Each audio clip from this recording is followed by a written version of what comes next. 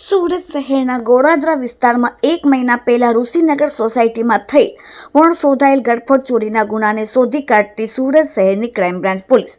સુરત શહેરના જુદા જુદા પોલીસ સ્ટેશનમાં બનેલ અનડિટેક ગળફોડ ચોરીના ગુનાઓને શોધી કાઢવા માટે સુરત પોલીસ કમિશનરે સૂચના આપેલ હતી। જે સૂચનાને અનુસંધાને ક્રાઇમ બ્રાન્ચના માણસો ગળફોડ ચોરીના ગુનાના સંદર્ભે વર્કઆઉટમાં હતા ત્યારે હ્યુમન ઇન્ટેલિજન્સ અને ટેકનિકલ સર્વેલન્સની મદદથી ચોક્કસ બાતમીના આધારે આરોપી સોહેલ ઉર્ફે બાટા इसरार शेख उमर 20 રહેવાસી ગળ નંબર 3 કિસ્મતનગર લાજપુર ગામ